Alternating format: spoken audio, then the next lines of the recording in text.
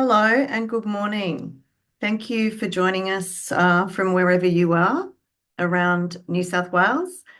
You're joining us for the latest in our Coda Conversations webinar series. My name's Jackie May. I'm the Coda New South Wales Communications Lead, and I'm on the lands of the Gadigal people. I pay my respects to Elders past and present, and to First Nations people with us today. We are very mindful of the knowledge of our elders here at Coda New South Wales, and we thank all of you for helping us to work with and advocate for people who are age 50 plus in New South Wales. So another reminder about us that we are an independent not-for-profit organisation, and we do represent the interests of people age 50 plus. So we want to make sure older people's views are heard and acted on, and we need you and your thoughts and ideas in order to get our work done. So if you're new to these webinars, we'll introduce the topic and our invited speakers before they talk to us. This webinar is being recorded, I'll let you know, and it'll be available to view on our website in coming days. You can catch up with all our past webinars there as well. So please send in your comments and your questions by using the Ask Question function at the bottom of the screen. Don't be shy. If we can't get to you today, you can always email us at info@codanewsouthwales.com.au. And thank you for letting us know where you are around the country. Margaret's in Overcast Port Macquarie, Juliana's in Sydney, and Marilyn is on Dharawal country at Wollongong. Good morning, everybody. So our topic today is nutrition as we age, and we've got some experts with us. They are going to talk about the latest research and their also experience. The links between food, nutrition, our brains and our stomachs, and how this all affects us as we age is the subject of a lot of scientific research and effort. We're very lucky. And that's really good news because we've got an ageing population and a growing prevalence of some chronic diseases. So that's adding to our rates of well-being, not feeling great, and rates of disability and morbidity. So we can't do much about getting older, but the normal impacts of ageing, but we can equip ourselves with the best advice and information about how we can fuel our bodies. So I'd like to welcome our guests. Firstly, Dr. Briar McKenzie from the George Institute for Global Health. Hi, Briar. Thank you very much for joining us today, and we'll come back to you shortly. And welcome also to Sophie Roberts. Sophie is a public health nutritionist with the fabulous Central Coast Area Health Service. They've produced some great resources on how to help older people to stay on top of their changing nutrition needs. I've myself have picked these up. You possibly can't see the picture I'm putting up here.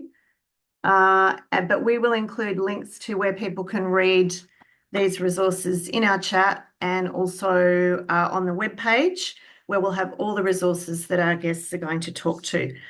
So thanks again for letting us know you're in Newtown today, Griffith on Wiradjuri country, Peters in Leeton, and we have Sharon from Stroud. And give us a shout out if you are on the Central Coast, because it's a beautiful part of the world and we'd like to know that you're also logging into our webinar today.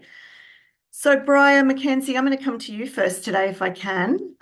Briar is the National Heart Foundation of Australia Postdoctoral Research Fellow. She's also a dietitian with the Food Policy Division at the George Institute for Global Health. A key focus of Briar's work is investigating the relationship between diet, our heart and brain health. So hi, Briar. Thanks for joining us. Can you tell us a little bit more about the work you're doing? Yeah, thanks so much, Jackie, and thanks for having me on this webinar today. It's a great privilege to be here and talking with you all about an area that I'm really passionate about. Yeah, I trained as a dietitian here in New Zealand. At that time, I felt like so much couldn't be done in the nutrition space, and I became really, really interested in how to prevent diet-related diseases, and that sort of led to the research path that I went down. So I will be presenting a little bit on our research into diet and heart health and also brain health as well, or what we plan to do in that space. So looking forward to it and the discussion after. And the George Institute, as I mentioned, has a food policy division. So this is a kind of very concerted effort to influence food policy, and I would assume that's not just in Australia but around the world. Yeah, so the George Institute is a medical research institute with University of New South Wales. We have offices in Sydney, but also in China, India, and the UK. So it really does have a global focus. And that focus is across key areas. So it's around chronic diseases, but also injury. So food policy team is really advocating for change in the food space to try support our environments that we live in to be the most conducive to eating a healthy diet as possible. Okay, that's great to hear. And it looks like another area that Australia is definitely helping to build the evidence base around what's working. Yeah, yeah, absolutely. Right. Okay, well, you've prepared a presentation for us, Briar. So over to you. Thank you. Great, thanks so much. So I will just share my screen and please let me know of any issues, but that should be showing the main screen now. Great. So just again, thanks so much for having me today. And I'll be presenting on healthy eating and aging well. What we eat can affect our heart health and our brain health. And I'd just like to add to Jackie's acknowledgement as well. So I'm joining from the George Institute. And while I'm physically actually joining from New Zealand today, the George Institute itself is based in Barangaroo, Sydney. And as such, I would like to acknowledge the traditional custodians of the land that a lot of this work was done on and that the Institute sits on, which is the Gadigal, the land of the Gadigal people of the Eora Nation. And I pay my respects to elders past, present, and emerging, and extend that welcome to those joining from different lands on the call today too.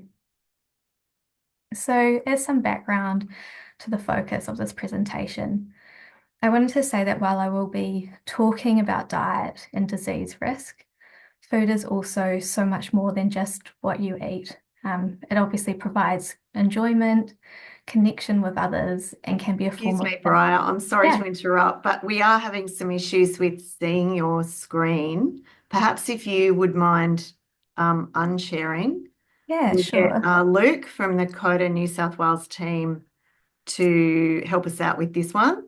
That's all good. So sorry about that. That's okay, but thank you. And I know Briar just mentioned that she's calling from New Zealand, and it's fabulous that we've got this combined research effort happening across the country. So, Briar, Luke has got your screen up now on the title page. Yes, So that's perhaps great. if you would like to just quickly let him know what page you'd like Yeah. to go to, and we can take it from there.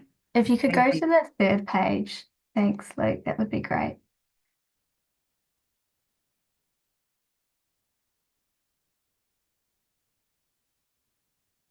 Yeah, perfect. There you go. So sorry about that.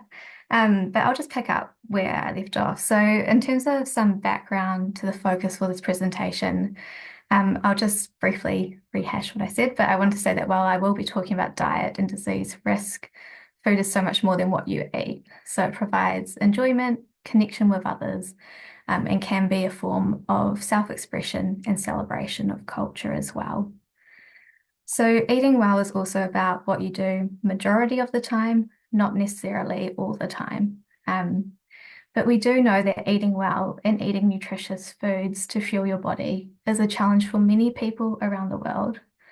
So the World Health Organization, which is sort of highlighted in this image here, have highlighted the double burden of malnutrition. So this refers to the burden of both overnutrition and also undernutrition, and that there's key sort of disease risks for both of those, and that both problems can coexist globally.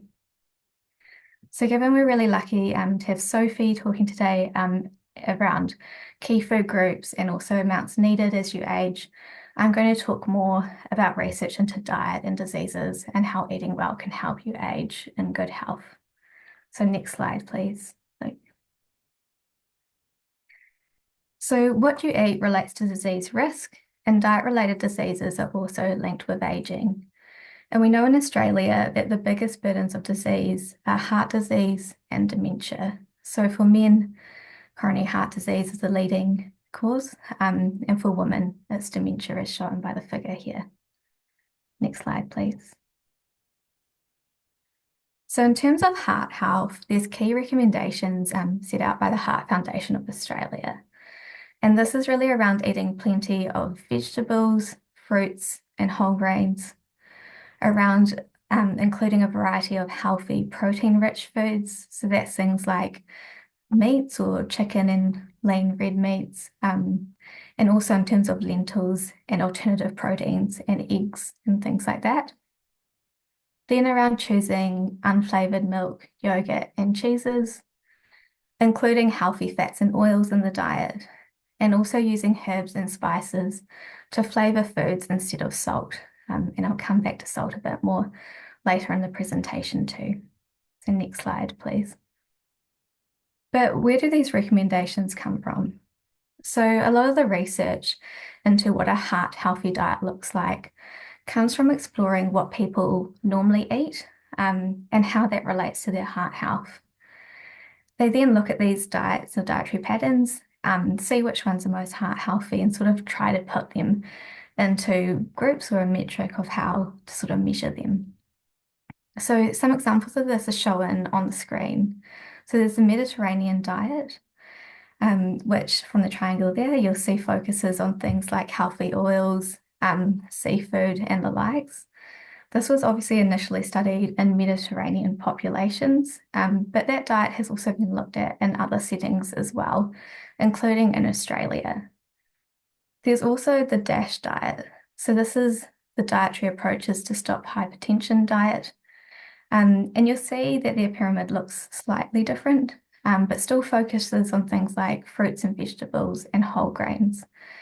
And hopefully what you can see from these is that while they have slightly different focuses in terms of eating more of certain things like olive oil, in the Mediterranean diet, they also share key similarities, and these have been brought into those Heart Foundation recommendations that we just saw too. So next slide, please. And because I'm from a research institute, I thought it'd be good to give some examples of our own research that we have done as well. So one of these is that I was really interested to understand how diet affects the biggest disease burdens for men and women. So for this, we use data from the UK. So there's a big study in the UK of around 500,000 people. These people were recruited into the study around 10 or 12 years ago now, when they were between 40 to 69 years. So sort of that middle to older age group as well. And of these, just over 120,000 had really good diet data that we could look at to see what they were eating and how this related to health outcomes. And what we found from this is that 38% of this group were consuming more energy than they needed. Then around 1/3 were eating more fat than recommended. Almost 2/3 were having too much sugar, and then nearly all were failing to meet fiber recommendations.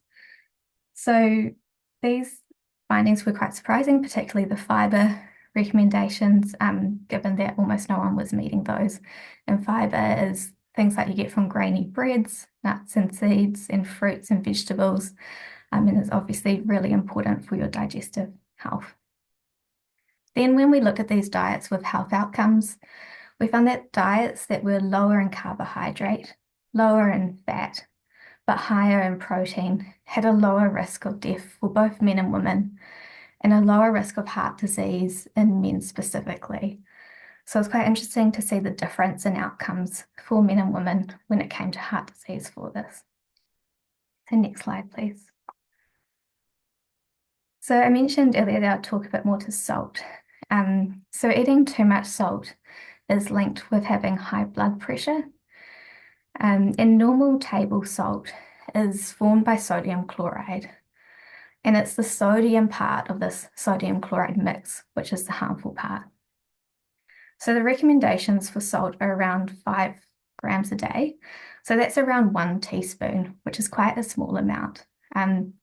And in Australia, sorry, as with most places in the world, people are eating too much salt. In Australia, this is about double the recommendations. But it can also be really hard for people to understand or know that they're eating too much salt because a lot of this comes in the form of processed packaged foods. So it comes in foods that don't necessarily taste salty. And in Australia and also in New Zealand, a key contributor to the salt intake is actually from bread. So salt is used as a preservative in bread, and people eat quite a lot of bread products. So that ends up to be quite a lot of salt intake. In other countries around the world, though, they get most of their salt from adding it to meals. So some places like China, for example, they're adding salt more to the meals than we do here. Next slide, please. So what is the George Institute researching around this? So they're doing lots of research in the salt space, but I thought I'd just highlight one example here, which is around a salt swap. So the table salt that I mentioned, which is sodium chloride, what you can do is swap out some of that sodium for potassium. So potassium is good for the heart, it's heart healthy, and it can be used as a salt substitute or is marketed as a heart salt. So at the George Institute, they did a trial of over 20,000 people. And this was based in China because, as I mentioned before, people in Australia aren't adding so much salt to their foods, but other countries that is more of a focus. So this salt substitute was given for around 5 years, and these people were followed for that time. And then what they found after that 5-year period is that compared to people who were given the heart salt or the salt substitute, by comparing those people to the people who just kept going with normal salt, those on the heart salt had less stroke, had less heart disease events in general, and also premature death, so dying early, reduced by around 12% as well. So these were quite significant findings. But then thinking about how it can be applied to Australia or other countries where you're not adding less salt to your foods, it is available for sale, but there is also the potential to use it, say, in processed foods, so using it as part of the food processing stage instead of normal salt, and also perhaps to be prescribed to people. If people are still using salt in their meals, to be sort of prescribe this salt substitute if they have something like high blood pressure. The next slide, please. So then thinking more around diet and brain health. So I'm particularly interested around diet, cognitive decline, stroke, and dementia. And there really is the opportunity to apply learning from research into diet and heart health into diet and brain health as well. And this is because we already know that good heart health is also linked to good brain health. They share factors that we can sort of change. So things like having a high blood pressure or living with overweight or obesity. These are both risk factors for heart health and poor brain health, and we can modify these. And I also want to know about the idea that a heart healthy diet would also support brain health by slowing cognitive decline and reducing the risk of stroke and dementia. So next slide, please. So I thought I'd touch specifically on diet and dementia briefly. So I feel like dementia is a really key and important focus, along with many other people focusing in this space, given that currently there is no cure or really strong treatment. So there's a lot of opportunity to focus on prevention. And this quickly figure here sort of shows the life course approach to reducing the risk of dementia. And also that around 45% of dementia risk is potentially changeable. And you'll see here that a lot of these risk factors are sort of focused on that midlife to later life part of the life cycle as well. There are also key diet-related risk factors. So things like high cholesterol or having too much fat in the blood, high blood sugars, high blood pressure, and living with overweight and obesity. And I've also included social isolation there, given that, eating can be a community type approach or eating with others can help reduce social isolation too. Next slide, please. And then in terms of evidence from heart disease, it is being using to inform research into brain health. There's been a number of studies into the Mediterranean diet and the DASH diet that I highlighted earlier, and also a combined MIND diet, which brings together similarities between those diets. And this has been linked with better cognition. There's also interventions that try and focus on a range of those risk factors that we saw on the last slide. And this is called the FINGERS intervention because it's focused on 5 key areas around healthy food, physical activities, mental stimulation, social activities, and checking cardiovascular values. There's research into the FINGERS intervention currently underway in Australia, so it's going to be really exciting to see how this intervention goes within the Australian setting too. And in terms of the work that I'm planning and currently doing at the George, there's a lot of research into identifying what diet is the most brain healthy, the influence of salt intake specifically for brain health. So we're looking to see if we reduce salt intake at a population level, how would that impact brain health? So you can do some sort of fun modeling around that. And then assessing how information can be incorporated into guidelines. And finally, thinking more around nutrition support for people after they've had a stroke or after a dementia diagnosis, but still living at home. So next slide, please. So hopefully some key takeaways or points that I've touched on during this are around focusing on variety of foods and also the variety within the key food groups, connecting with others over food, that a healthy diet can be beneficial for your heart and likely brain health as well.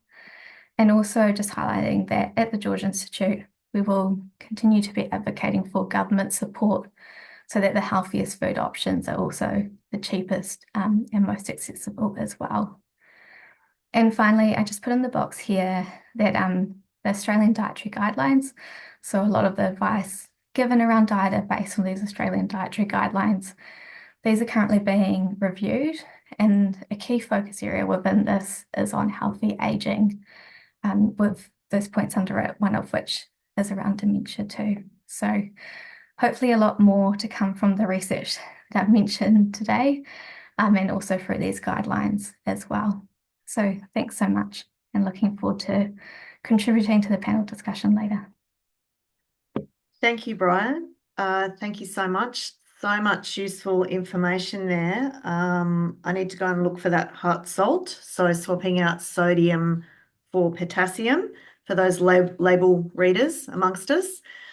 We have had a question, Brian. You mentioned unflavoured cheese. What do you mean by unflavoured cheese? Yeah, sure. So I think that was related to the unflavoured milk dairy products that the Heart Foundation recommends. I think with those sort of flavoured dairy products, there can be additional things added to them that may not be so healthy. I don't know if it specifically applies to cheeses. I'll have to double check that for you. I think in a way it was more related to the unflavoured milk focus. So you want to be having sort of standard milk instead of, say, chocolate milk or banana milk, Yeah, which has a that's lot a of special sugar and treat. flavour. Yeah. Okay. So some key takeaways. The biggest burdens of disease in Australia are heart disease and dementia. So trying to do as much as we can to lower our risk of that. I mentioned the salt. We really need to work on our salt intake. And this very interesting research that you're going to continue to do into whether a healthy heart diet also supports healthy brain and reduce the risk of stroke and dementia. That's very exciting. Cost of food being a barrier, that's very top of mind for everyone at the moment, I'm sure. And maybe you can let us know in the chat if, the cost of living is, really having an impact on your shopping. Margaret's asked, what is the DASH diet and the MIND diet? Can you just quickly remind us of those again before we go to Sophie? Yeah, absolutely. So the DASH diet, that's the dietary approaches to stop hypertension diet. That one has a lot of research has happened into that diet around heart disease specifically, and it focuses on those key sort of elements that the Heart Foundation recommends for a heart healthy diet around lots of fruits and vegetables, and those key focus areas. Great. And the Mind diet, that's sort of a hybrid of DASH and the Mediterranean. So it's been studied more for cognition. It has similar components, though, to those two other diets that I mentioned earlier. Okay. And we'll provide some links to what Bry's been talking about on the webpage for this webinar. Caroline's letting us know that where she is, she can get Diet Right Light Salt at Coles. There's another couple of questions there, but we might save those for just afterwards. And just sending a shout out to Val and Annette. They're in the Sutherland Shire. Emma's in Albury. Margaret's in Balmain. Penny and John are in Newcastle, and Sharon's in Stroud. So thanks everyone. It's great to hear that you're able to jump on the webinar today. So look, some more great questions and comments, but we'll go to Sophie Roberts now. And a reminder that Sophie is doing great work as a nutritionist with the team at the Central Coast Area Health Service, working with the local community to improve the health outcomes. Hi, Sophie. Tell us, Hi, Jackie. tell us about some of the key issues you're helping people to deal with when it comes to good nutrition and aging. Great. Thank you. Great to be with you. We are supporting people. Part of my project area in our team is supporting people as they age. And we have a really great big variety of people, as with any stage of life. People have lots of different health conditions and ways in which they live and things that are important to them. So part of my role looks at some of our higher risk groups, like preventing malnutrition and unplanned weight loss. And other parts of our work, we aim to support everybody to have good health as they continue through life.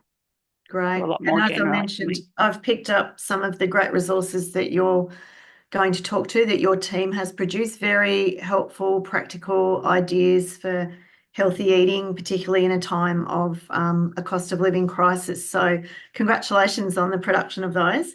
So you've also got a presentation for us. So I'll hand over to you, and you just let Luke know when you need your slides changed. Thanks, Sophie. Okay. Thank you.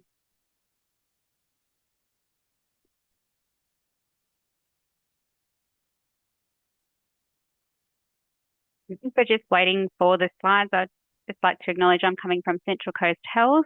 We acknowledge the Dark and Jung people, the traditional custodians of the land on which we work and live. And so I would like to acknowledge and pay respect to elders past and present, and also extend that respect to all Aboriginal people with us today. We're still just waiting for the slides to come up, so it won't be very long. Thank you, Sophie, and everyone. We're just, technology, as we all know, it likes to play up every now and then, but we will be with you shortly. And I'm sure everyone knows the Central Coast region of New South Wales, where it is. A very mixed population there. I have a large number of family members living there. And as I've said, the Area Health Service is doing a great job. So there's your slide, Sophie. We'll let you go now. Thank you. Here we are. Great. So as you can see today, I'll be talking about eating well to support you to stay strong and independent. Next slide, please. So just a little bit, just a background about our team. We are a small team of qualified dietitians. We work as public health nutritionists, and we work at a population level to improve health and well-being through eating well. So we provide training and support to key services and groups within our project areas, and have developed a range of resources to support food choices for good health. So as we work with population groups, the information provided is general advice. So we just remind to please keep in mind today that I'll be talking about nutrition needs in general. So it does not consider specific medical conditions or individual requirements. So please remember to chat to your GP or dietitian to discuss individual requirements.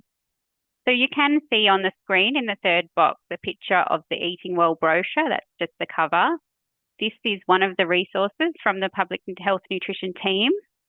It's a 12-page booklet that was written for people who are over the age of 65, roundabouts, and includes information on key nutrients as we age, as well as food and nutrition tips for carers. So all of the points we discussed today can be found in the brochure, and I'll provide the link again at the end of the presentation for where you can find it. Next, please. So what should we eat to stay well? Bria's given us some great information to think about already. So my slide's going to show today eating a variety of foods from the 5 food groups is a great start. So the Australian Dietary Guidelines promote an eating pattern that gives you the energy and nutrients to support the body to run well and to help prevent chronic disease. So they are written for healthy people and to keep people well and in optimum health. So the guide to healthy eating in the picture, we can see the 5 food groups that are important for everyone to include each day. They also help to consider balance and variety in your day. So as we go around the circle, the food groups in the orange are grain or cereal foods. This would include things like bread, rice, pasta, oats, barley, and cereals. Whole grain and high fibre options are encouraged, and grain foods are good sources of fibre for gut health and energy to fuel your brain and muscles. Moving along in the green section is vegetables and legumes, so things like chickpeas and canned beans. You might see fresh, frozen, and canned varieties are all fitting in this group. And vegetables are a good source of fibre and lots of vitamins and minerals. It's good to choose different types of vegetables and different colours when you can across your day and across the week. The fruit food group can include fresh, frozen and canned options as well. This group provides energy, fibre, vitamins and minerals. Down the bottom of the circle with a purple on the edge, we have milk, yogurt, cheese and or alternatives. And key nutrients of this group include calcium for healthy bones and protein to support muscle and growth. And last pictured is the blue group. We have meat, poultry, fish, eggs, tofu, nuts and seeds, and legumes and beans. People may know these as protein foods. They're good sources of protein and minerals. So it's good to include a variety of foods from the 5 food groups in your day, but also variety within each food group over the day and week. And this is because even foods within the same food group have different nutrients and different health benefits. So the exact amounts we need from each group can vary with age, gender and activity level. But just as an example today for a woman in her 50s, compared to when she was in her 30s and 40s, the recommendation for recommended number of serves per day from the breads and cereals food group does decrease. The fruit and vegetable food groups, the recommended serve stays about the same as 10 and 20 years earlier. And the recommended number of serves from the dairy food group, in contrast, will increase substantially. And this reflects an increased need for calcium around this time. Next slide, please. I'm going to change it on my computer. So let's talk about some of the things that change as you enter your 60s, 70s, 80s. So on this slide, we've got a list of general tips to think about to help you through. So try to eat 3 meals a day. Eating regular meals will help provide the nutrients you need to stay well and help you to eat enough food to prevent weight and muscle loss. Look to include a variety of foods and colours at each meal. Now, snacks are also important for small eaters and someone who is eating less than they used to. The nourishing snack choices can actually provide a vital boost to the day's intake in these situations. And nourishing snacks might include things like milk drinks, fruit and custard, cheese and crackers, or peanut butter on toast. Drink plenty of fluids. The body's need for fluid does not change with age. Most people need to drink about 6 to 8 cups of fluid each day, and more in hot weather or if you're unwell. People over 65 generally need more protein for their size than younger adults. Calcium requirements are also higher in older adults compared with when they were younger. Check the need for special diets. So if you've made dietary changes in the past for health reasons, it's a good time to check with your GP to see if it's still required or if there needs to be modified. Dietary restrictions can put people at risk of muscle wasting and unplanned weight loss. Weight loss is not a normal part of aging.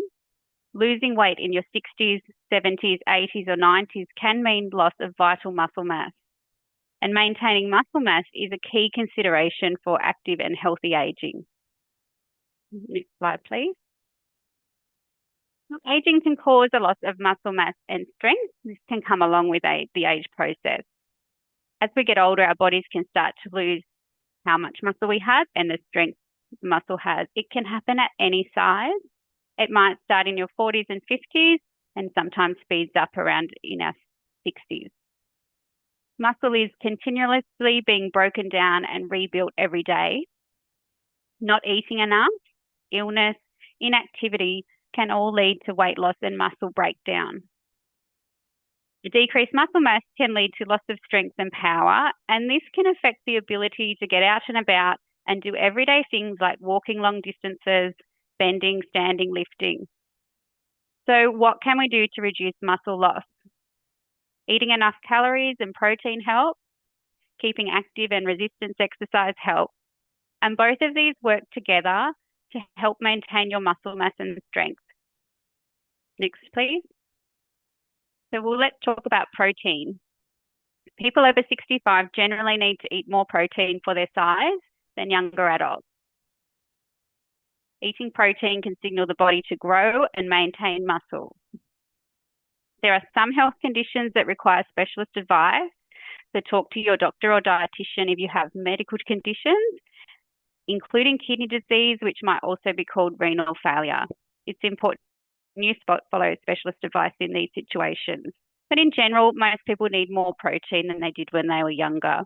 And protein foods include meat, chicken, fish and other seafood, eggs, tofu, legumes, and dairy foods like milk, yogurt and cheese. You'll see those pictured on the screen. Some proteins are more closely matched to the human body requirements for growth and repair. These are called high biological value proteins.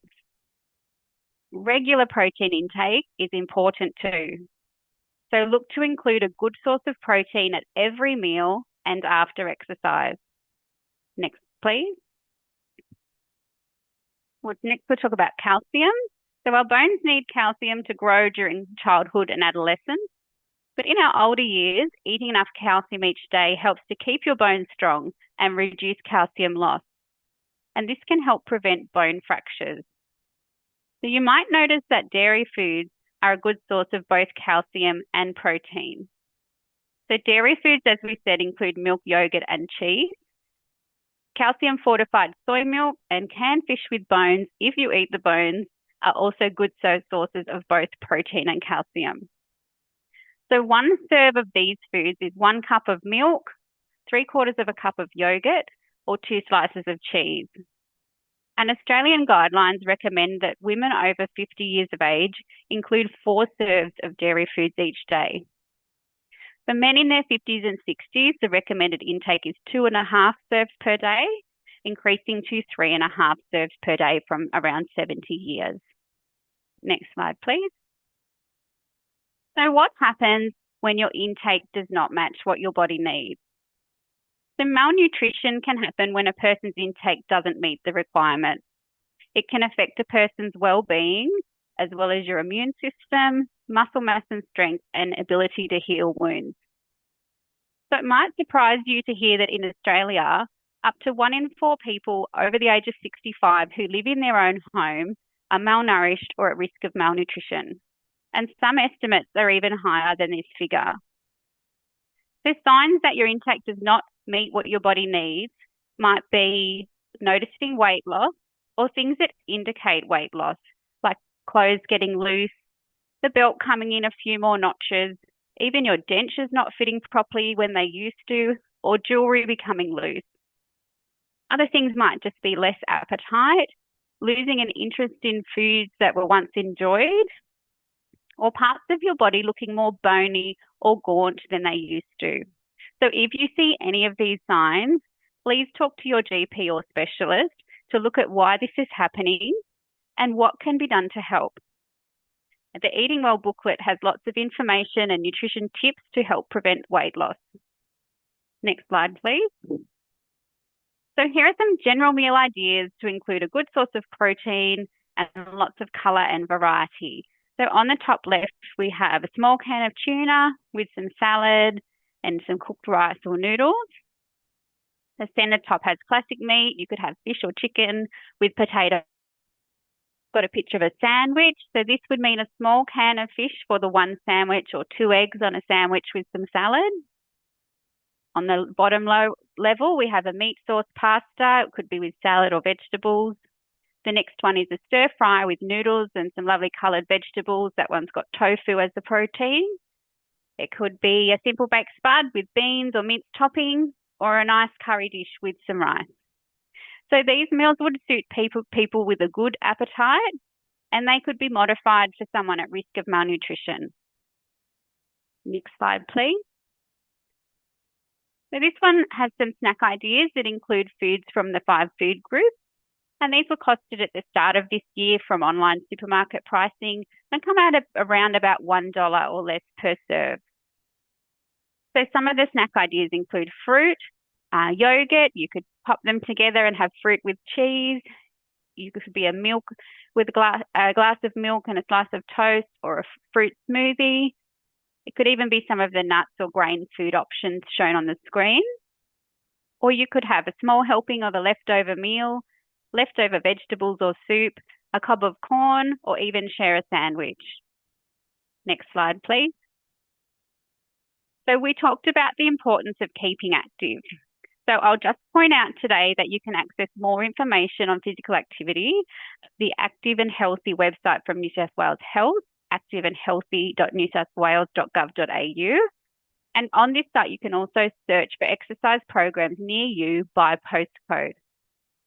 You'll also see that there's a free learning package called Healthy Aging Online Learning, which has 2 exercise circuits as part of the package and 8 online learning modules, a lot of which talk about healthy eating, which would be suitable for people in good health. And there's information on oral health and preventing falls as part of that course.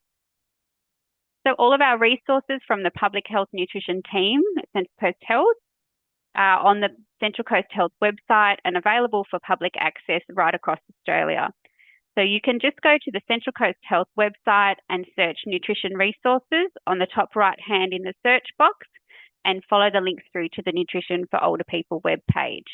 And I'll give those links to Jackie as well. So thanks for being with me today, and we'll go back to Jackie for the next part.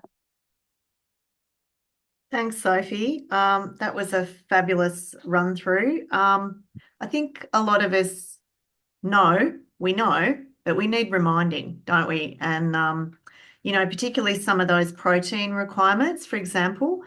Juliana says pea protein is also handy for vegans. She gets that at the supermarket. We have had a comment from Val. What if you find it hard to eat that much every day? What can you do, Sophie? Yeah. Val, that's a great question, and thanks for asking, because sometimes it creeps up and people are even surprised how quickly things can change through different parts of our life. That we have different challenges. So if you're at risk of not eating enough, nutrition-wise, this Eating Well resource has really lots of great tips and tricks, and it talks about looking at calories as well.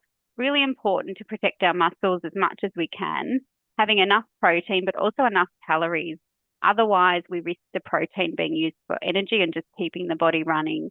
So there's lots of little tips there when people are eating smaller amounts, to really look at making every mouthful count, nourishing choices, protein and energy foods, and adding extra things in that don't actually add a lot of volume. So sometimes we might add little boosters to meals that are okay volume-wise for people. They're very achievable, but are adding in extra volume, extra nutrition, as well as looking at drinks. Maybe we can have some milk-based drinks, even a milk-based coffee. If you're just making it with boiling water, that might be an easy swap, and some nourishing dessert choices too.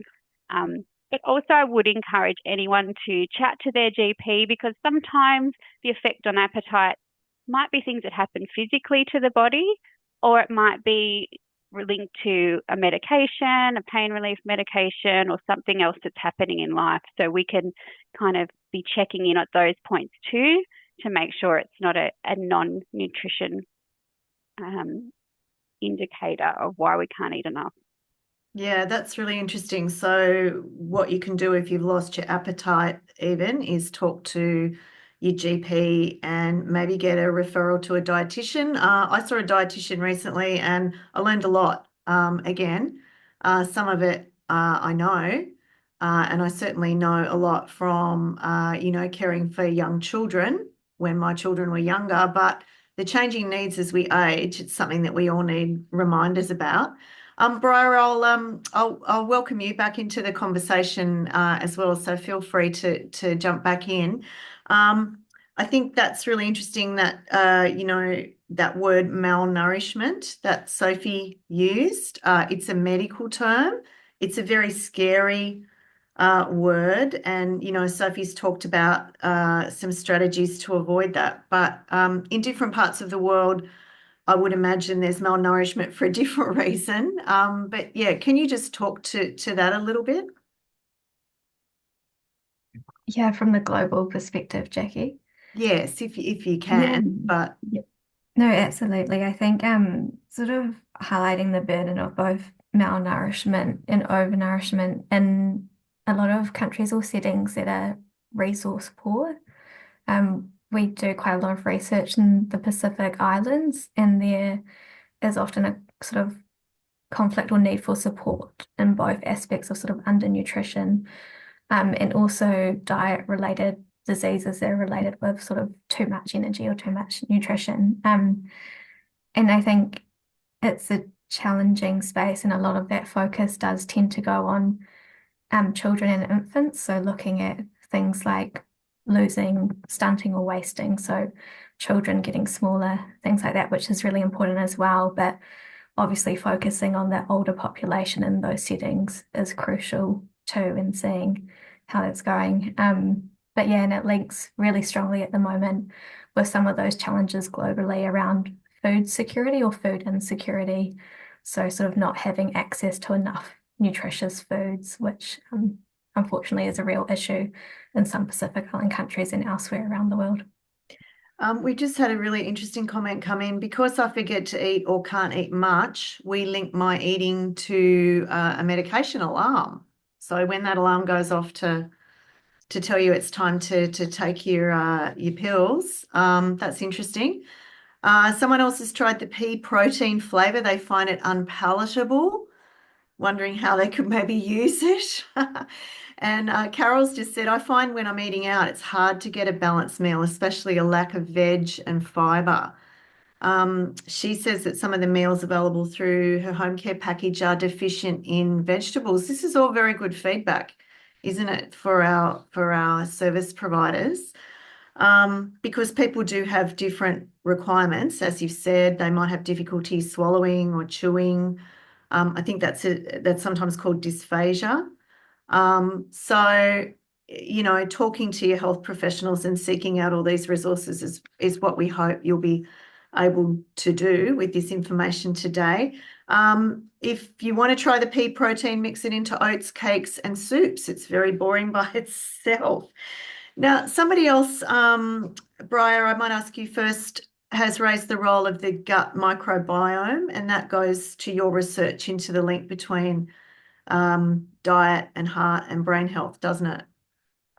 Yeah, I think the gut microbiome is a really fascinating space. And there's obviously that link. So they call it the gut-brain sort of axis of communication. The gut microbiome is really related to the sort of bugs that you've got in your gut. And there are foods that are beneficial to this, and a lot of those foods Sophie talked to as well, in terms of eating a wide variety of fruits and vegetables, getting enough fiber, And also, Sophie, you highlighted using tuna as a snack and also as a good protein source, but it's also got omega-3 fatty acids in that, and that's a really good type of fat, which there's some evidence that supports the gut microbiome as well. So yeah, another really interesting area.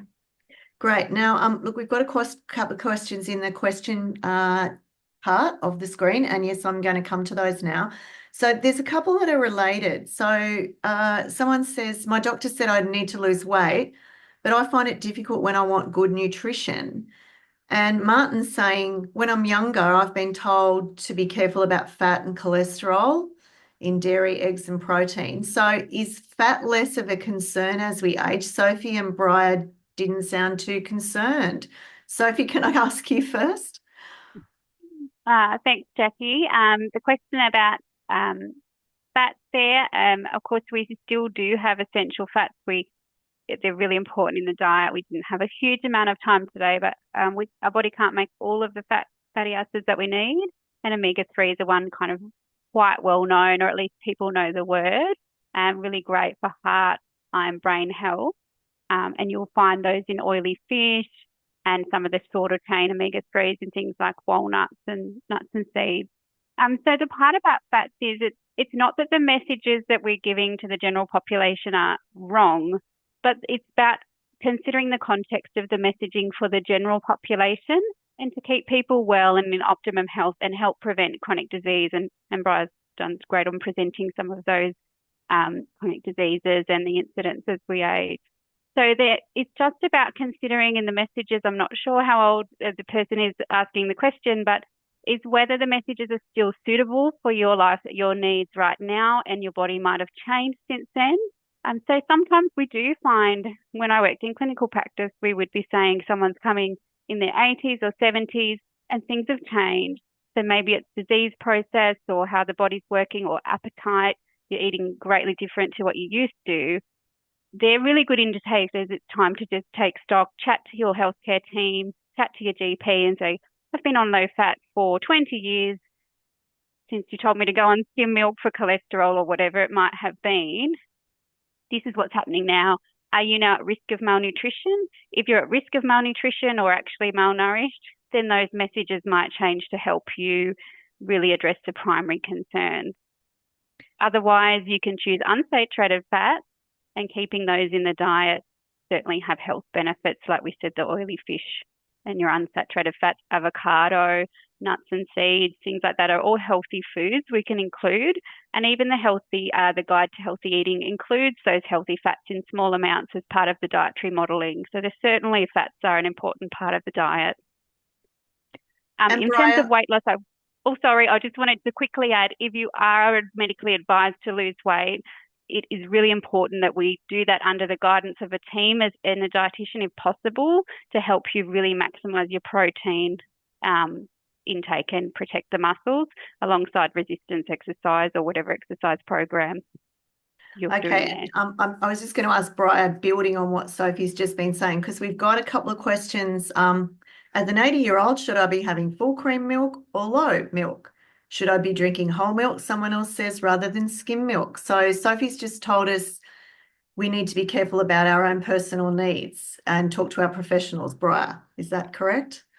Yes, I absolutely agree with Sophie. I think understanding sort of your own context and talking to health professionals about what's best for you. And yeah, a dietitian's very well placed to do that on a case-by-case basis. Obviously, with the research I was reporting on, it can be challenging because you're looking at a population level and it's quite generalized in the end, what you find. So you then sort of have to take that and see how it applies at an individual level as well for your own needs. Great, thank you. Sophie, you mentioned 1 in 4 older people living at home suspected to be malnourished, and that's that word again, that quite distressing word. They're wondering, is that data from a study or anecdotal evidence? Can you talk to us a bit about that? Yep, there's a lot of numbers that get floated around, particularly when dietitians get together and we try and quantify malnutrition in the community. And so 1 in 4 is an estimate. Sometimes we even have figures up to anywhere between 5 and 35%. So it can depend on the group. It comes from different studies. Some of them are Australian studies, some of them are similar countries. And that figure is actually people who have malnutrition, if we did the study, or at risk of malnutrition. So we might have some of the risk factors we talked about, and you've even alluded to changes in chewing and swallowing. So anything that changes how much food you can eat or wanting to eat or can get in the day, but also things like digestive or gut changes that might change how those foods are absorbed, or interactions between medications sometimes have an effect on how things are absorbed. So those types of changes, there are some physical conditions where you'll have an increase in energy expenditure and differences like that, illness. So that figure, yes, is based on Australian and other studies. It's based on best estimates. It's based on evidence from actual surveys, and also looking at risk of malnutrition as well as actual malnutrition itself. Yeah, okay. So again, it's kind of using the knowledge that we've got, not being frightened by a word like that, and discussing it with our medical professionals. So lots of takeaways in what you've been sharing with us today. People saying Oz Harvest has got some healthy eating classes at Redfern if you're in Sydney. It's near a community centre in Sydney. People letting us know that they've changed over to full cream milk based on that knowledge that they need more protein and calcium. So thanks everyone for sharing your stories and your thoughts, and thanks, of course, to our wonderful presenters today. Our hour together is just about up. A reminder that we can keep the conversation going through CODA New South Wales. If we didn't get to your question, or if you think of one later, feel free to contact us via our phone or our email support service. Our email address is info@codanewsouthwales.com.au. That's info@cotanewsouthwales.com.au. As I said, you can find all the details that we've been talking about today. They'll be up on the website hopefully by later today. And there'll be links that you can click through, or perhaps you can get your family to help you look them up later.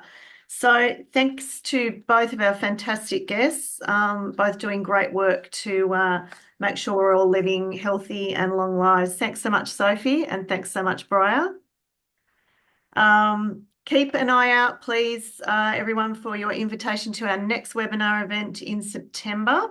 We're going to be talking about loneliness and social isolation, why it's bad for our health, and what we can do about it. So again, coming from an area that, we want to talk about solutions. And as we've heard from our specialists today, a real link between food, eating, health, being social. These are all interlinked so much in our later lives, when we need to remind ourselves, I think, to spend a bit more time on ourselves. So thanks everyone for joining. Thank you for your messages and your comments, and tell your friends, everyone's welcome, and look out for this webinar online. So goodbye for now. Okay. Bye-bye.